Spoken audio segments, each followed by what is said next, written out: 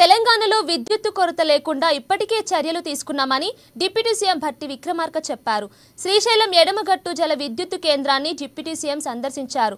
2020లో విద్యుత్తు కేంద్రంలో జరిగిన ప్రమాదం గురించి అధికారులను అడిగి తెలుసుకున్నారు.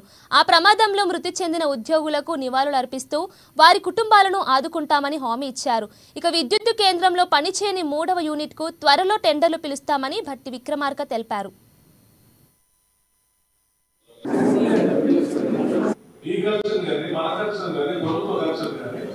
పనిచేసేటువంటి ప్రాంతంలో ఉండాల్సిన భద్రతాపరమైన చర్యలు మనం గతంలో వచ్చి నేర్చుకున్నామా లేదా, జరిగిన ప్రభావం నేర్చుకున్నామా లేదా, నేర్చుకుని ఏంటంటే దానికి కావాల్సిన చర్యలు తీసుకున్నామా లేదా ముఖ్యమైనది.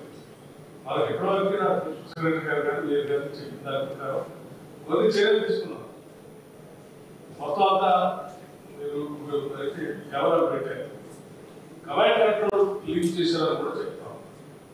అంటే నేనేమంటున్నా అంటే ఈరోజు మార్చ్ దాకా మనం రాకి పంపిస్తా ఉన్నాం. ఇక్కడ కూర్చొని వాళ్ళు మాటలు చేస్తా ఉన్నాం.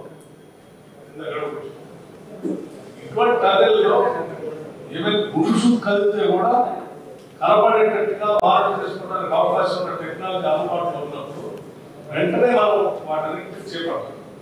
ఇప్పుడు ఏమంటున్నారు, నా దృష్టి రెడీ చేస్తాం.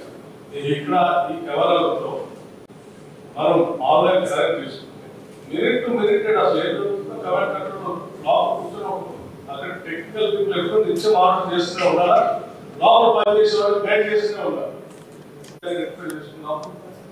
యూనిట్ 4